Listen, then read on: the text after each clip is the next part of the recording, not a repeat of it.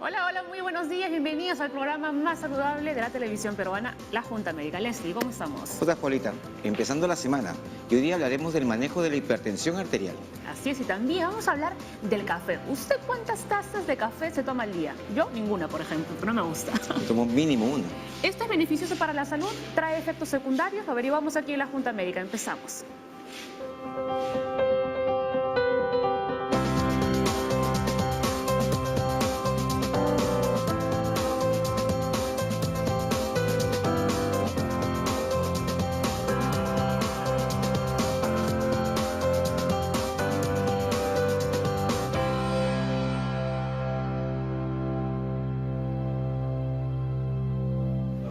A ver, a todos en casa, atentos, porque hoy hablamos de una enfermedad que se conoce como el asesino silencioso, la hipertensión. ¿Por qué? Atención, la hipertensión usualmente no presenta síntomas. Si no se controla puede provocar un infarto o accidente cerebrovascular y aumenta el riesgo de presentar insuficiencia renal.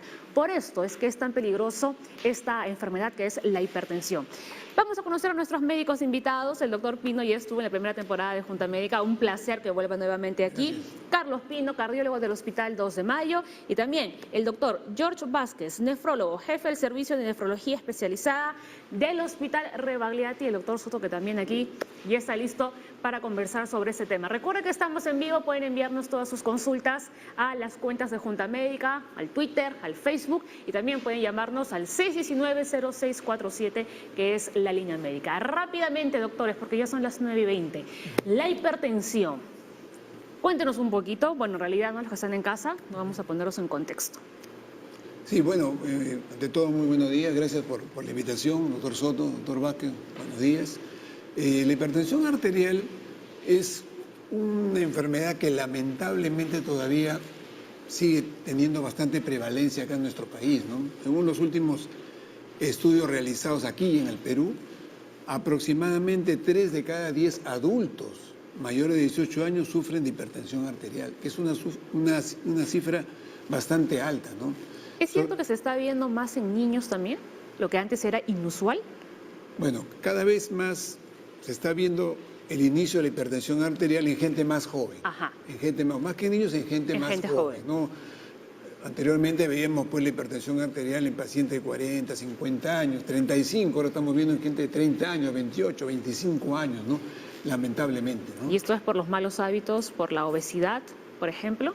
Claro, hay varios factores de riesgo que nos pueden llevar al proceso de la hipertensión arterial. Uno es la obesidad, como bien manifiestas, el consumo excesivo de la sal, el tabaquismo, ¿no? Y otras alteraciones, el estrés también, que nos pueden llevar poco a poco a desencadenar este problema de la hipertensión arterial. Cuando hablamos de presión arterial, ¿a qué nos referimos? Para que todos nos puedan entender. ¿Qué es la presión arterial? Y cuando hablamos de presión arterial alta. Bueno, la presión arterial no es otra cosa que la fuerza con la cual la sangre choca contra las paredes de las arterias. Hay una fuerza, cuando el corazón bombea la sangre, esta choca contra las paredes contra una determinada fuerza. Pero cuando esta fuerza ya es excesiva, ahí estamos hablando de hipertensión arterial, el aumento de la presión dentro de todo el árbol circulatorio arterial, ¿no? Y la hipertensión puede afectar a diversos órganos. Efectivamente, la hipertensión arterial es una enfermedad sistémica, es decir, que compromete o puede comprometer a todo el organismo. Puede comprometer al cerebro, puede comprometer a la retina, así es, al riñón, al corazón mismo, ¿no? Justamente, no, doctor, el riñón es uno de los órganos que se ven muy comprometidos, se puede llegar hasta la diálisis. Claro. Si entendemos justamente que el corazón, que es un órgano primordial, excelencia, porque nos da todo, es el motor de la circulación, y es ahí justamente donde interviene mucho más, que todo el aparato circulatorio está en todo el organismo. Esa parte, esa circulación que va a terminar justamente a nivel renal. Las arterias se van dividiendo y van alimentando también a los riñones como otros órganos. El detalle estriba de que estas arterias se van dividiendo mucho más pequeño y al final las llamadas arteritas o arterias interlobulares van a formar lo que es el corpúsculo glomerular, que es parte de lo que es arteria. Y 1 millón de glomérulos o corpúsculos vasculares van a formar cada riñón. Y ahí la repercusión que tiene todo lo que ocurre a nivel del aparato circulatorio en el riñón. Todo lo que va a ocurrir de trastorno a nivel circulatorio, vale decir, la obesidad, el fumar, el licor, en todo caso, el colesterol, lamentablemente, los malos hábitos de higiene, de régimen higiénico dietético, va a repercutir lamentablemente a nivel renal y se va a expresar como un daño progresivo, llamado enfermedad renal, que tiene diferentes grados, del cual creo que vamos a hablar en adelante, pero de todas maneras la hipertensión daña, por ende, al riñón. Doctor Soto. Sí, mira, la fuerza que sale la sangre del corazón, la arteria la maneja tranquilamente. Pero si tenemos malos hábitos alimenticios, va a haber placas dentro de las arterias, entonces hay más fuerza con la que tiene que salir la sangre, va a endurecerse las arterias también y por lo tanto la sangre tiene que salir con mucho mayor fuerza. El cuerpo tiene la ventaja de que se va acostumbrando poco a poco. Entonces uno puede ir aumentando la presión arterial sin tener síntomas, hasta que llega un nivel que el cuerpo ya no puede tolerar y se comienza ya a malograr algo en forma muy grosera o muy brusca. Como mencionaba el doctor acá, se está viendo mucha gente joven con infartos, ¿no, doctor? Está viendo usted pacientes con infartos de 35, 40, sí, solamente obesos, gente con mal hábito alimenticio, y eso está, pues, ahora que no se veía antes, hay que sospecharlo tempranamente. Por eso es muy importante que todos los adultos, ¿no?, deben medirse la presión arterial periódicamente, pero también a algunas personas les basta con modificar su estilo de vida para controlar la presión arterial. Otras, por el contrario, sí necesitan tomar medicamentos. Esto es importante con prescripción médica. Así es. Prácticamente las personas mayores de 35 años deberían tomarse la presión arterial por lo menos una vez al año, ¿no? ¿Cuáles son los valores normales entre máxima y mínima? La presión máxima puede llegar hasta menos de 140 y la mínima menos de 90, ¿no?, para determinar si está dentro del rango de normalidad. A partir de 140 con 90 en forma práctica, ¿no? Ahí hablamos de hipertensión arterial, aunque ahora han salido últimamente otras guías que nos dan otro tipo de números con respecto a la hipertensión arterial, pero yo creo que debemos manejarlo de esa manera. 140 con 90 llamamos hipertensión arterial. Sí. Muy bien. Doctor. La OMS nos da justamente como proporción que un 20 a 30% de la población adulta, y llamemos población adulta de 18 a 65 años, está padeciendo de hipertensión arterial. Ahora, y que después de los 65 años es el 50% que va a presentar justamente estos cuadros. Con esto quiero remarcar de que, por favor, no porque seamos jóvenes no nos vayamos a controlar la presión arterial o nos hagamos un chequeo siempre a nivel de un consultorio médico para que nos puedan detectar en razón de que es un asesino silencioso. Claro. Y en ese sentido no quiere decir que la juventud significa salud. Así la es. Juventud significa responsabilidad para poder tomar la decisión de controlarse, no por el hecho de que no sienta nada, sino por el hecho de que uno debe de prevenir. La parte preventiva es la parte que va a marcar el desarrollo de una vida. Y si esa vida se ha comprometido y no nos damos cuenta, pues lamentablemente las enfermedades se van a hacer presentes cada vez más, todo por culpa de un mal manejo de inicio, vale decir, de la hipertensión arterial. Y con mayor razón todavía, ¿no?, aquellas personas que se consideran jóvenes, pero tienen, digamos, familiares o sus padres son hipertensos, ¿no? O sea, ellos con mayor razón deberían hacerse estos chequeos, ¿no?, para saber si ellos también están desarrollando la enfermedad. Sí, vamos a hacer algunas recomendaciones. Vamos a ver qué debemos no fumar. Debemos evitar. Debemos evitar fumar. Si no fumar es mucho mejor, pues se puede evitar mejor. Moderar el alcohol, controlar el peso, ejercitarse, practicar una dieta saludable y no descuidar el tratamiento farmacológico. Importantísimo todos los puntos, pero vamos a ver que del 50% más o menos de la gente que toma medicación para diabetes e hipertensión, toma la medicación. Porque como en ese momento no le duele la cabeza, no siente nada, no toma. Entonces, eso está muy mal porque la presión arterial sigue avanzando internamente y después hay un derrame, hay un infarto y la gente menciona que no, yo no sufro de presión alta, sino sufro de presión emotiva. ¿Existe, doctor, la presión emotiva? Bueno, Muchas veces los pacientes confunden hipertensión arterial y nos dicen, ¿no? Tenemos una presión emotiva. ¿Qué es lo que sucede? Normalmente, ojo, normalmente la presión arterial en una persona que no sufre hipertensión arterial puede subir. Claro. Puede subir, pero en forma episódica, momentánea. Por ejemplo, recibe una mala noticia, no se entera de algún hecho anómalo y en ese momento le puede subir la presión. Eso es algo normal, fisiológico, diríamos. Pero luego inmediatamente disminuye la presión a valores normales, ¿no? Pero hay otras personas que asocian esta situación y son hipertensas, entonces confunden, ¿no? Si toman la presión, dicen, no, estoy con la presión 150 con 90, no, debe ser porque tengo alguna preocupación, tengo una hipertensión arterial reactiva, ¿no?, a este proceso, pero en realidad lo que debería hacerse es, ante la duda, porque yo siempre cuando vengo a tu programa veo la parte de prevención, Así ¿no? es. Entonces, una de las recomendaciones preventivas sería, ante la duda, mejor ir al médico, porque también lamentablemente muchos de los pacientes, antes de llegar al médico, van y le preguntan al esposo, a la esposa, le preguntan a un familiar, le preguntan Al vecino, quien sea. al vecino, a la farmacéutico, etcétera, y no reciben un adecuado diagnóstico y por lo tanto un adecuado tratamiento. Ahora, otra de las recomendaciones que indican ustedes los médicos es que la persona que es hipertensa lleve un cuaderno de registro, ¿no?, que todos los días se mida la presión, generalmente a la misma hora, ¿no?, para ver cómo está eso. Bueno, sobre eso, anteriormente uno le podía dar esa indicación al paciente, ¿no? Pero eso tiene sus bemoles, ¿no? Uno, el paciente sabrá tomarse bien la presión. Dos, lo hará de manera adecuada, se sentará y esperará 5 minutos, se pondrá en el sitio adecuado, ¿no? Entonces, podría ser en un caso, pues, sumamente especial, de un paciente que reúne todos los requisitos. Porque yo he visto a varios pacientes hipertensos que andan con su tensiómetro a donde vayan. Sí, Ajá. claro, podría ser. Yo creo que eso, en resumen, doctor Soto, yo creo que eso sería como una referencia, ¿no?, claro, para el médico. Me vienen pacientes a la consulta con su cuaderno, como dices, apuntado.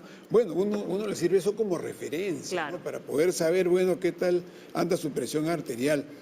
Pero actualmente existe un examen que se llama monitoreo ambulatorio de presión arterial, MAPA por sus siglas, ¿no?, el cual ya evita hacer este tipo de... ese registro de todos los días. Exactamente, ¿no? En 24 horas se le pone este monitor de presión, el cual automáticamente le va tomando durante la vida diaria, durante todos los momentos en los cuales el paciente se encuentra en su actividad o durmiendo, con poca actividad o con mucha actividad, ¿no? Ajá. Tenemos una consulta, doctores, en las redes, nos ha llegado a través del Twitter. Marco Silva, ¿qué causa la hipertensión arterial en los adultos jóvenes? Bueno, más o menos ya le estaban respondiendo los doctores, pero vamos a volver, ¿no?, a contestarle al televidente. Al menos creo que tenemos que ser claros en ese sentido para poder dar la idea o la imagen de qué es la hipertensión arterial. Si ustedes recuerdan el término la gota que orada la piedra, una gota de agua cae sobre una piedra, si son dos van cayendo, un chorro de agüita va cayendo sobre la piedra, pero extrapólense 10.000 años más adelante. Esa gota de agua va a hacer un hueco en la piedra. Igual también la presión arterial. Toda repercusión que hay contra el organismo, contra el aparato circulatorio, va a dar como consecuencia, no que va a hacer un hueco, pero sí que va a lamentablemente lastimar toda la circulación, todos los órganos. Los órganos son irrigados por la sangre y la sangre lleva la alimentación justamente mediante el oxígeno y los nutrientes hacia todo el sistema. Si no cuidamos eso, no esperemos, pues, maravillas. La pregunta específica, ¿qué causa la hipertensión arterial en los adultos jóvenes? La presión arterial, no es que sea, perdón, la hipertensión en este caso, no es que sea hipertensión de forma general. Se estudia la hipertensión, se estudia al paciente hipertenso y se tiene que determinar justamente que dentro de ese 8% conocido las causas que produce la hipertensión arterial, hay un 92% que se llama hipertensión de causa esencial o actualmente primaria, que no tiene explicación, pero toda la hipertensión basta que tenga el paciente para poder ser estudiado. En otras palabras, solamente dependiente del aparato circulatorio, o algún órgano que pueda estar comprometido, en este caso como el riñón, por ejemplo, que sí puede presentar formas para poder ser evaluado mediante el examen de orina, depuración, función renal, proteinuria o no. Cambios estructurales a nivel de este glomérulo que hemos descrito justamente a nivel de la corteza renal, que esos cambios van a determinar justamente sí alteración en lo que son parte de las hormonas, renina, angiotensina, aldosterona, y que eleva la presión arterial. Ojo, presión arterial en un adulto joven debe llamar la atención y debe incitar a todos los médicos a que sea evaluado completamente para poder determinar qué es lo que está causando, porque posiblemente justamente en razón al tiempo va a llegar a un deterioro de muchos órganos y uno de ellos es el riñón también. Eso es muy importante. Y además recuerden que la hipertensión es una enfermedad crónica. Así es. Así que si uno es detectado con hipertensión, la vas a tener para toda tu vida. Nos vamos a la pausa, doctores. Al volver les vamos a contar todas las propiedades del café y también algunos mitos, ¿no? Es cierto, por ejemplo, que las personas diagnosticadas con enfermedades cardíacas no deberían tomar café. Se lo contamos enseguida aquí en Junta América. Ya regresamos.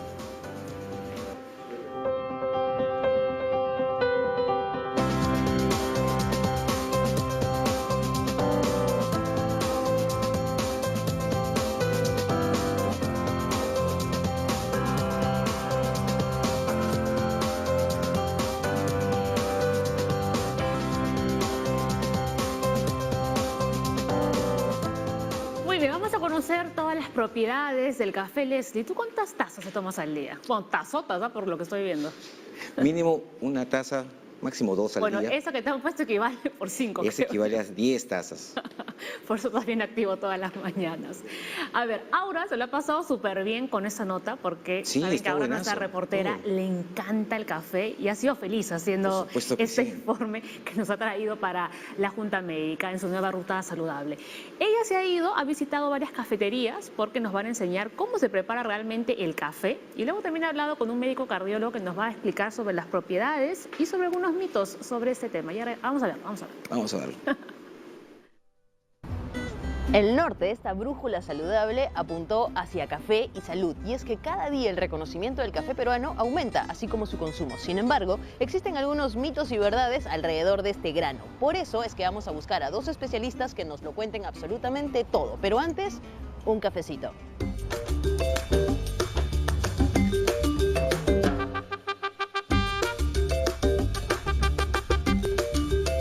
Bien, hemos llegado en búsqueda de nuestro primer especialista, que es barista. Él nos va a contar sobre las propiedades de tomar un buen café. Sergio, ¿qué tal? ¿Cómo estás? Ahora, muy bien. Bien, bien. Sergio, cuéntanos rápidamente, ¿por qué debemos consumir y tomar café peruano? Dos razones básicas. Primero, porque nos da energía en las mañanas para poder trabajar. Y lo segundo, por los antioxidantes que generan una mejora en el cuerpo humano. Bueno, ahora vamos a ir donde Jesús y él nos va a mostrar los distintos tipos de café. Vamos por acá. Jesús, a mí me han mandado aquí porque me han dicho que tú me vas a contar sobre los granos de café que utilizamos. Lo que normalmente se maneja en Perú son dos tipos de café, el café robusta y café arábica. Hay muchas más especies, pero son las principales. Uno va a tener un sabor más fuerte, más intenso, va a tener más cafeína, que es la robusta. Lo que normalmente utilizamos en cafeterías de especialidad, cafés arábica. Se destacan más en lo que es el aroma y el sabor. Acá en la cafetería trabajamos con cafés de diferentes orígenes. Tenemos un café de Rodríguez de Mendoza, de la región Amazonas, uno de San Ignacio, de la región Cajamarca, y uno de Chanchamayo, de la región Junín. Mira, dependiendo de la variedad, el café va a tener atributos. Estos atributos son olores, sabores que va a tener el café. Hay un punto intermedio en el tueste en donde va a desarrollarse mayor cuerpo, lo que es el peso en boca de la bebida. Si nos pasamos ya de un tueste, ese cuerpo va a bajar y va a mantenerse el color. Se van a destacar sabores más amargos, medio ceniza. El olor también es distinto, es desagradable. Es que ya estás matando algunos aromas y algunos sabores. Si tienes un buen café, puedes oler que huele a frutado o con cítricos o ácidos, quizás a manzana. Además tiene otra textura, ¿no? O sea, por ejemplo, este es un café, no sé, yo lo veo medio fresco, en mates, y este de acá es un brillante. Se ha tostado tanto que la estructura del grano ya empezó a fraccionarse. Característico es que vas a encontrar así un grano grasoso. Hacer un ácido graso oxidado tampoco es saludable para el consumo.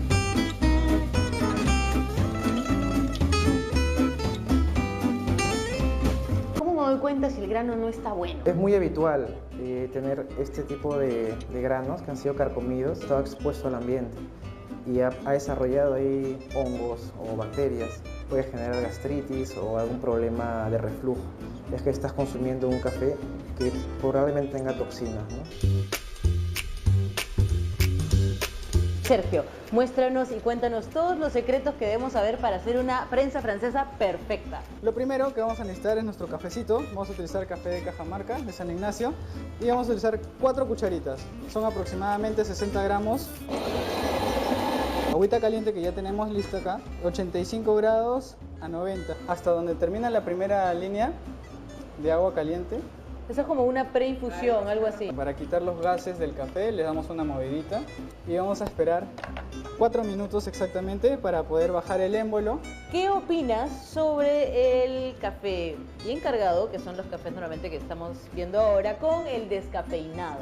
Mira, el descafeinado ha generado bastante tema para conversar. Hay 2 formas de realizarlos que son las más conocidas. Agregando cloruro de metileno en el grano. El otro es el método del Swiss Water Process. Pasan los granos, se les coloca en agua para que absorba el agua el sabor del café.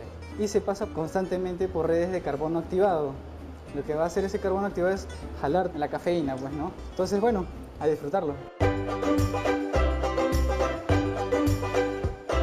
Vamos a hacer ahora un B60. Vamos a colocar 1,5 de esta cucharita que va a ser un aproximado de 20 gramos. Ah, va directo a la taza. Va directo a la taza. Un error muy grande que comete la gente es volver a tomar el café que hiciste en la mañana en la tarde. Y un café luego de haber sido extraído pierde las propiedades con el tiempo. Mientras más frío se va volviendo, se va oxidando más y la bebida va perdiendo sus características. Sergio, ahora que hemos visto un proceso súper interesante de la elaboración del café y hemos conocido sobre los granos del café, necesito que nos dejes 3 consejos para la gente que ama el café y quiere vivir saludable. Allá. Toma café peruano de especialidad. Trata de tomar el café lo más fresco posible. Visita las cafeterías de especialidad que existen y las nuevas que están saliendo. Apoya al producto peruano.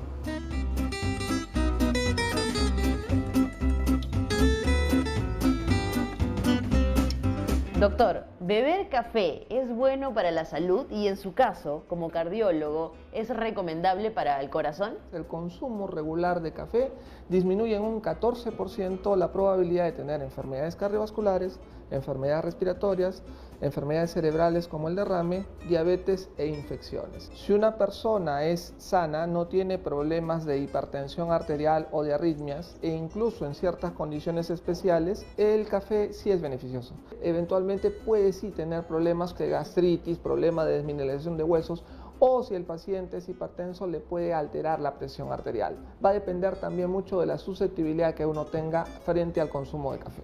Mucha gente dice, si tú ya sufres de migraña no puedes tomar café. Sin embargo, algunas pastillas para esta enfermedad contienen cafeína. ¿Qué nos puede decir? La migraña se produce ¿por qué? Porque los vasos del cerebro se dilatan y entra una mayor cantidad de flujo sanguíneo. El café o la cafeína produciría vasoconstricción y de esa manera, sobre todo, es más preventivo de una migraña. Y en relación al consumo de la cafeína del café y la cafeína de otras bebidas energizantes, por ejemplo, ¿qué nos puede comentar? Los energizantes tienen otras sustancias que pueden ser contraproducentes a la salud y sobre todo la concentración alta de cafeína, asociados a contenidos altos de azúcares, y no sería tan recomendable. Doctor, después de habernos brindado tantísima información sobre el consumo de café, le voy a pedir 3 recomendaciones para un consumo responsable de este gran grano. Allá. ¿El café es bueno para la salud? Sí. Consumirlo de manera moderada, más o menos 3 a 4 tazas al día. De preferencia traten de que el café sea un café de tipo orgánico y no procesado. Si un paciente tiene problemas al corazón o está gestando, siempre es bueno conversar con su médico para ver qué tan conveniente sería el consumo de café en esas condiciones específicas. Doctor, muchísimas gracias. Con la información que usted nos ha dado hemos culminado nuestra brújula saludable, así que vamos a ver a dónde nos apunta el siguiente norte. Chao. Gracias, Aura. Qué interesante. Bueno, por un lado, la preparación es toda una ciencia. Claro, es todo un No era tan estilo. fácil como pensábamos. Así es. Ajá. Y sobre todo que mucha gente guarda el café de la mañana para la tarde. Es verdad, o hasta la noche. Y pierde pues ya las propiedades, ya no es bueno y tan oloroso como estaba en la mañana. Y bueno, ya escuchamos al experto, ¿no? Es recomendable, entonces es bueno tomar café. Claro que sí. ¿No? Muy bien, tenemos dos consultas en las redes sociales, ¿no? Que tienen que ver con este tema que acabamos de ver. A ver, Gise Cont, ¿el café causa gastritis o la empeora? Y hay otra. Segundo, Vergara, si sufro de gastritis, ¿puedo tomar café? Ambas preguntas relacionadas, ¿no? Con la gastritis y el café. A ver, doctor Soto. Claro, lo que pasa es que el café, igual que el té, las bebidas gaseosas, pueden incrementar la acidez del estómago. Y al aumentar la acidez del estómago, obviamente, va a causar gastritis y quien la tenga la puede empeorar. Por lo tanto, se sugiere pues el mínimo consumo de hasta una taza nada más si es que sufre de gastritis. No, pero como escuchábamos al doctor decía entre 3 a 4 tazas más o menos, ¿no? Era como que lo permitido, lo recomendado. Claro, pero lo malo es que cuando a una persona tú le dices toma una taza de café, se toma 3, 4. Entonces eso sí puede empeorarlo. Entonces la idea es que mejore su consumo al mínimo para que pueda disfrutar del café y no se haga daño a su organismo. ¿Y qué tipo de taza también? Porque la tuya es un tazón. Realmente es para todo el día ya. Muy bien, a ver, los doctores en la Junta Médica, ¿qué opinan, a ver, de los beneficios del café? ¿Ustedes lo recomiendan en la consulta? A ver qué dicen los doctores. Sí, bueno, estoy de acuerdo con lo explicado por el doctor Azañero, que nos habló hace unos momentos acerca del café. Pero yo creo que aquí habría también que definir dos cosas. Uno es la persona que no es hipertensa y otra la que es hipertensa. La que no es hipertensa, es sana, no hay problema en que consuma el café, ¿no? Porque tiene, entre otras cosas, antioxidantes y otras sustancias que nos ha manifestado muy bien el doctor Azañero. El otro asunto relacionado con el café es el de los pacientes hipertensos, ¿no? La reacción de la presión arterial en los pacientes hipertensos va a depender de la susceptibilidad de cada paciente. Hay personas que pueden tomar 3, 4 tazas de café al día, no cargado, y no sucede absolutamente nada con la presión arterial. Pero sin embargo hay otras susceptibles que solamente una taza de café le puede incrementar la frecuencia cardíaca y esta puede aumentar la presión arterial. En resumen, yo creo que la indicación de tomar o no café debe ser individualizada por parte del médico con respecto a su paciente. Ahora, al doctor Vázquez, ¿el consumo de café podría afectar al riñón en el caso de los pacientes hipertensos, doctor? Hay un término muy popular que dice justamente, bueno es culante, pero no tanto. Todo estriba en razón a la repercusión que puede haber con respecto a la presión arterial. El café orgánico, un buen café, dicho sea de paso, tomado en forma moderada, en forma liviana, no repercute tanto, no repercute, se puede decir. Más sin embargo, si hay un componente hipertensivo, va a generar justamente un incremento de la vasoconstricción periférica y esto a su vez va a dar como consecuencia el incremento de la presión arterial. Toda presión arterial lamentablemente tiene órganos blancos, llamemos cerebro, corazón, riñones, que van a recibir justamente esa carga, esa resistencia, esa dificultad, generando respuesta inadecuada de estos órganos y dando por consiguiente un daño posterior. Debemos recordar asimismo de que tanto la hipertensión arterial como la diabetes son elementos que repercuten tremendamente a nivel renal y sobre ellos justamente es lo que uno tiene que tener mayor control, mayor seguimiento y recordarle a estos pacientes que son portadores de estas enfermedades que no deben de dejar de ir ellos al 100% a consulta o a control, dado que son los que más van a tener o padecer posteriormente de enfermedad renal crónica en este caso. Muy bien, doctores, muchísimas gracias. No se mueva, que nadie se mueva en casa porque hacemos una pausa súper chiquitita para volver. Seguimos contestando todas las consultas que nos están llegando a las redes sociales. Sigan mandando sus preguntas, ¿no, Leslie? Preguntas a nuestro Facebook y a nuestro Twitter. No se olviden que estamos en vivo a los teléfonos 619-0747. Ahí está, ya de memoria. Ya me aprendí. Muy bien, vamos a la pausa y ya regresamos.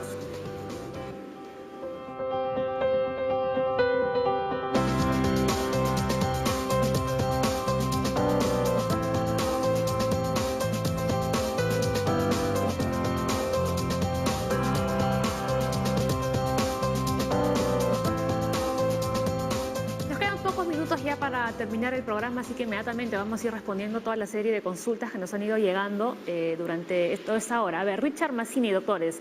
Hace 15 años me diagnosticaron hipertensión. Tomo losartán 50 miligramos una vez al día. Hace 3 meses que siento debilidad 1 hora después de la toma y mi presión es 150. Sí, bueno, de acuerdo a los datos que nos da nuestro amigo hipertenso, ¿no? Podríamos decir que tendría que ser evaluado ¿para qué? Para ver si es que de repente la presión se le está bajando demasiado.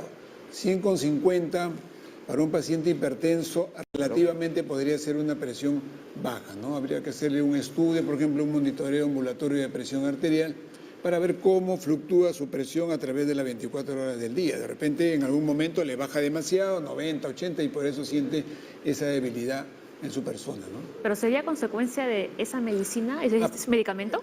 Claro, por supuesto, ¿no? Porque está tomando el losartán, a pesar que toma una vez al día, pero como dije hace unos momentos, todo depende de la susceptibilidad de cada persona, ¿no? Muy bien. El detalle estriba también de que quizás el señor Richard Mazzini ha optado, digamos, por una vida más saludable. ¿En qué sentido? Quizás ha bajado de peso, quizás ha disminuido la sal en la dieta, quizás en todo caso está evitando, digamos, tomar o licor o alcohol justamente o fumar, situaciones que van a condicionar justamente que la presión se mantenga. ¿Se ha modificado? Yo espero que sí. Entonces, en ese sentido, vemos como resultado de que la presión arterial está más controlada. En ese sentido, yo recomendaría que el losartán sea nuevamente evaluado por su médico y pueda ser indicado o no. Y no solamente como medicamento hipotensor, sino que también el mismo elemento que forma parte de los artanes está un poquito en estos momentos en discusión como uso hipotensor desde el punto de vista científico. Entonces, en ese sentido, yo le recomendaría que vaya a su médico cardiólogo o el médico que le ha indicado el tratamiento, que lo reevalúe y pueda, digamos, determinar cuál es la mejor conducta actualmente. Pero si usted ha hecho la conducta, vale decir, la vida correcta, bajar de peso, no tomar, no fumar, el hecho de caminar adecuadamente, hora y media al día, pues usted está haciendo lo mejor. Y sobre todo restringiendo la sal en la dieta. Eso, porque está muy relacionado el consumo de sal con la hipertensión, ¿no? ¿Leslie? Sí, lo que dice el doctor es muy cierto. Muchas personas piensan que yo tengo hipertensión y por lo tanto solamente puedo tomar medicamentos. Lo que se recomienda usualmente es cambio en estilo de vida, que implica hacer ejercicio, que implica comer saludable, que no significa una dieta porque no existe dieta, es comer saludablemente, que es lo normal que deberían de hacer. Entonces, estas personas al hacer esos cambios pueden incluso dejar de no usar medicación, siempre y cuando cambien todo ese estilo de vida. La sal lo que va a hacer es jalar agua, y al jalar agua hay más sangre, por decirlo así, y hay más fuerza para la presión. Importante. Eso es lo que más cuesta realmente, ¿no? Iniciar un estilo de vida saludable. Sí, hay otra cosa. Mucha gente dice, pero si yo en la casa limpio, barro, cocino, plancho, hago todo, hago ejercicio. Eso y eso dice mi no abuela, es ejercicio. ¿verdad? Eso dice mi abuela, es cierto, es cierto. A ver, acá hay otra consulta. César, desde el RIMAC, dice, ¿qué alimentos son necesarios para evitar la hipertensión? Bueno, con respecto a la alimentación, bueno, ya lo han manifestado anteriormente, insistir en comer bajo en sal, más o menos para tener una idea de... Bajo, no sin sal. No, sin sal no. Yeah. Claro, es una buena acotación la que haces, ¿no? Porque uno si le dice al paciente coma sin sal, definitivamente no le va a hacer caso, ¿no? Porque no sé si alguien aquí, donde estamos reunidos, todos ha comido sin sal, pues es una cosa pues horrible. Horrible, ¿no? sí. Nadie va a hacer caso, no va a aguantar ni un solo día. Y yo personalmente lo que le digo a mis pacientes es, ¿cómo usted bajo en sal? Pero no tan bajo como para que usted no tenga el gusto, ¿no? Claro, para que la comida no sea insípida tampoco, ¿no? Exactamente, ¿no? Y también, con respecto a los alimentos, comer básicamente bastantes frutas, verduras y pescado, ¿no? Para mantener pues una buena alimentación y evitar también el exceso de peso, ¿no? Pescado más que otro tipo de carne, Claro, como por ejemplo carne roja. Exactamente, pescado. A ver, doctor, ¿algo que añadir? Siempre la recomendación que hacemos en forma general, no por el hecho de ser nefrólogo implica de que no veo o no vemos al paciente renal como un todo. El paciente es un todo. Entonces, en base a ello, siempre le decimos que el color verde es un color muy bonito. Entonces, todo lo que es verde puede ser comestible en todo caso. Y si puede ingresar justamente a la alimentación, pues magníficos, pero principalmente restringiendo la sal al máximo. Dependiendo, digamos, del grado de insuficiencia renal, es que uno agrega, digamos, cosas o quita cosas en la alimentación, que también en forma indirecta va a influir también en la hipertensión arterial. Pero un buen punto justamente es la restricción que se está diciendo acá. La sal, lo más pequeño posible. Tratemos de evitar las carnes rojas, vísceras, embutidos, que lamentablemente no contribuyen, digamos, adecuadamente con la función que queremos defender tanto, que es el sistema circulatorio. Sí, también evitar la comida chatarra, que tiene demasiado grasa, demasiados carbohidratos, las frituras, la alimentación sana, básicamente en base a verduras, frutas, nos va a ayudar mucho a bajar ese tipo de problemas que pueden ser manejables con una dieta saludable. Bueno, Jorge Santiago nos escribe y nos dice, ¿la hipertensión conlleva tener taquicardia? Bueno, los pacientes hipertensos, la mayoría de ellos no tienen síntomas, ¿no? Como bien saben, el 90% de pacientes hipertensos no tienen síntomas, por eso que se le llama pues el asesino silencioso, ¿no? Ajá. Pero hay otros síntomas que sí pueden tener los pacientes, ¿no? Por ejemplo, dolor de cabeza, falta de aire, zumbido en los oídos y también el aumento de la frecuencia cardíaca. Es una reacción ante la hipertensión arterial. Muchos pacientes llegan a la consulta hablando que tiene palpitaciones y piensan que tiene una arritmia. Así es. Cuando en realidad no tiene una arritmia, es una reacción del organismo, del corazón, al presentar la frecuencia cardíaca aumentada o taquicardia, ¿no? Es por eso que hay que recomendar a los pacientes, o a la ciudadanía en general, que acudan al médico, porque es la persona autorizada para poder tomar toda la sintomatología, toda la signología, todas las características del paciente y al final sacar una conclusión, ¿no? Esa sería mi recomendación, ¿no? Y confiar en el médico que lo atiende y no como dice Leslie, muchas veces ir de médico en médico, de médico en médico, ¿no? Al final es más complicado también. Sí, porque el paciente muchas veces busca lo que él quiere escuchar. Claro. Y realmente eso no es la idea. La idea es, si va con su médico, le da una medicación, si esta no le funciona, que le diga al médico, no me funcionó, para que él vea, porque cada medicación es individualizada. Doctor Vázquez, nos vamos. Una última recomendación. Y si quiere responder a la consulta. Sí, en razón a la pregunta, justamente debemos de pensar, como le mencioné, en forma global. No solamente la hipertensión cursa o va con hipertensión. El tener taquicardia me hace pensar a mí que hay que descartar la posibilidad de enfermedades que puedan aumentar la frecuencia cardíaca. Uno de ellos es la anemia secundaria que se asocia a la hipertensión arterial en el paciente renal. Entonces, en ello tenemos que, si bien es cierto, hay un asesino silencioso, pero ese asesino silencioso está dejando secuelas, está dejando daño, en este caso a nivel renal. Y una forma de expresarse del riñón de que está insuficiente es la anemia que la acompaña. Esta anemia va a depender justamente dar síntomas. Uno de ellos es la fatigabilidad, taquicardia, aumento de la frecuencia cardíaca. Entonces, por favor, como ha dicho muy bien el doctor Pino, vayan al médico, contrólense, tienen que hacerse chequear, no tomen estas cosas tan trivialmente, porque sinceramente el daño es para ustedes, pues. Muy bien, muchísimas gracias, doctores, por haber estado en la Junta Médica, 10 en punto de la mañana. Nos vamos, que tengan un bonito día, Leslie, mañana 9 en punto. Estamos de vuelta en sus pantallas. Chao.